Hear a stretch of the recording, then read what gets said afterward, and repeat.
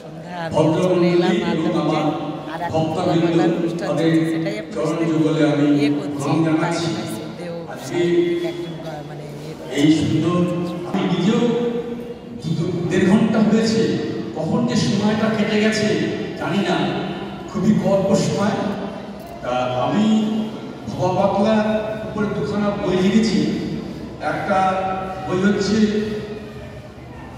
সাধু সন্ন্যাসীদের অলৌকিক দর্শন, তার মধ্যে ভবা পাগলার জীবনী রয়েছে এবং তার কিছু অলৌকিক কাহিনী আছে। আর একটা হচ্ছে সাধু সন্ন্যাসীদের অলৌকিক লীলার সঙ্গমে, সেখানেও ভবা পাগলার কথা লেখা আছে।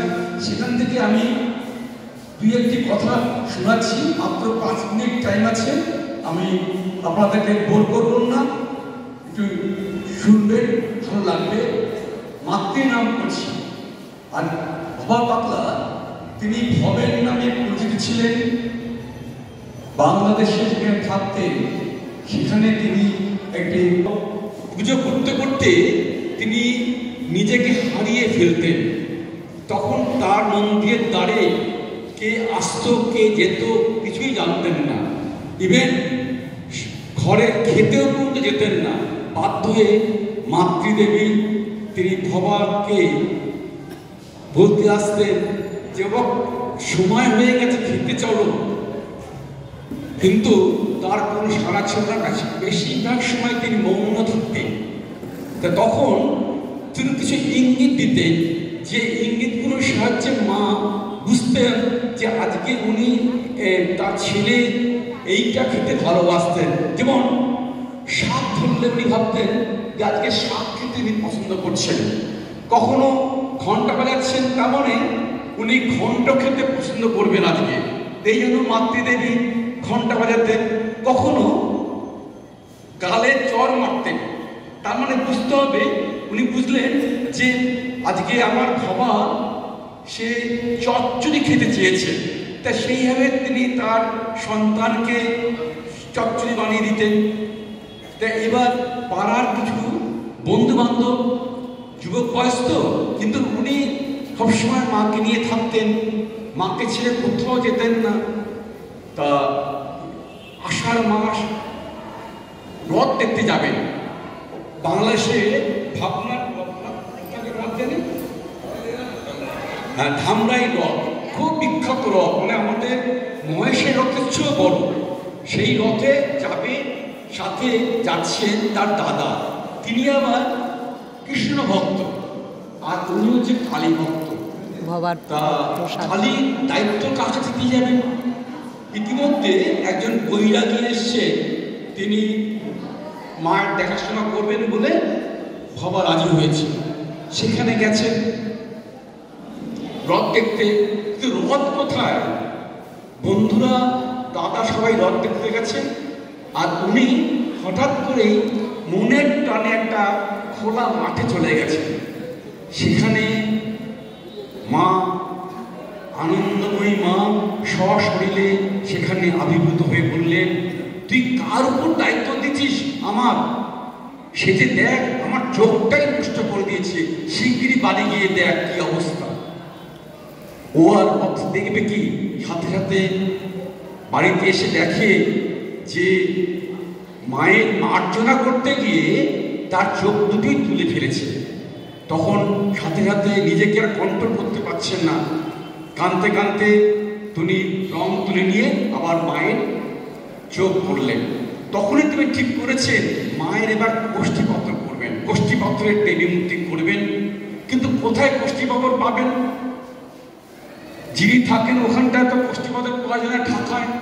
উনি সাথে সাথে গঙ্গাচরণ নামে একজন ব্যক্তি, ব্যবসাদার, তাকে পাঠালেন ঢাকাতে একটা গোষ্ঠীপত্র নিয়ে এসে সেখানে মাতৃমূর্তি তৈরি করার জন্য। কিন্তু সারা ঢাকাতেও কিন্তু মাতৃমূর্তি পাওয়া গেল না। তখন আমাদের চিতপুরে পাঠালেন যে এখানে তুমি গেলে এখানে নিশ্চয়ই গোষ্ঠীপত্র পাওয়া যাবে। সত্যি আশ্চর্যের ব্যাপার, উনি সেই বাংলাদেশ থেকে চিতপুরে আসলেন, সেখানেও কিন্তু পাওয়া গেল না। তখন যে ভাস্কর বানাবে পাগলাকে চিঠি দিয়ে জানালেন যে এখানে তো পাওয়া যাচ্ছে না, তখন বলো ওনার দোকানের পিছনে একটা উঠোন আছে, সেই উঠোনের বায়ুকোণে মাটি খুঁড়লেই পাওয়া যাবে।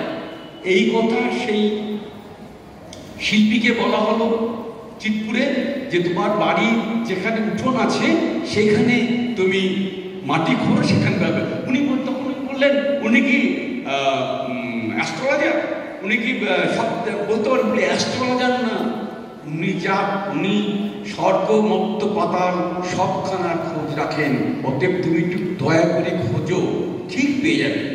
তখন বিশ্বাস অবিশ্বাসের তোলায় সেই ভাস্কর তখন মাটি খুঁড়তে লাগলো, দেখা গেল সত্যি সেখানে একটা পাথর, কষ্টি পাথর যেন মনে হচ্ছে শুয়ে আছে, সেখান থেকে তুলে মূর্তি তৈরি করা হলো এবং সেই মূর্তি নিয়ে গিয়ে সেই তার যে গ্রাম, সেই গ্রামে নিয়ে যাওয়া হলো ঢাকাতে। যা হোক, তারপরে মাকে পুজো করা হয়। মনে হচ্ছে ভাবলেন মাকে যদি একটু শাখা পরানো যায় তাহলে তো খুব ভালো হয়। তখন মা বললেন, জগৎ জোড়াই আমার শাখা পোশাকা, আর শাখা পরে কি হবে? ঠিক সেই সময় কিন্তু একদিনকার একটা শাখার বেশ ধরে স্বয়ং মহাদেব আসলেন সেই মাকে মন্দিরে, এসে বললেন মায়ের হাতে যদি দুটো শাখা পরানো যেত তাহলে কিন্তু খুব ভালো হতো। কিন্তু যিনি সব জানতা আমাদের ভবা পাগলা কিন্তু চিন্তা করেছেন স্বয়ং মহাদেব কৈলাস থেকে চলে এসেছেন শাখা পরাবার জন্য মাকে। তখন ধরা দিলেন না, বুঝতেও দিলেন না যে উনি শিব। তখন বলছে হ্যাঁ আপনি পড়ান। মাকে সুন্দর করে শাখা টাকা পরানো হলো। পরানোর পরে শাখার দাম চাইছে, তো নিশ্চয়ই দাম দেব, কিন্তু খাওয়ার পরে আমরা দুজনে একসাথে ভাত পেতে খাবো পেট ভরে, তারপরে আমরা শাখার দাম দেব। যদিও এই কথাগুলো আমাদের গোপালদা অনেক ভালো করে বলতেন এবং ওনার কাছ থেকেই শেখা, ওনার কাছ থেকেই জেনে আমি এই বই লিখেছি। আমার কোনো কীর্ত নেই, যদি কীর্ত থাকে তাহলে আমাদের এই গোপালদারি বাবা সারথী গোপালদারি রয়েছে।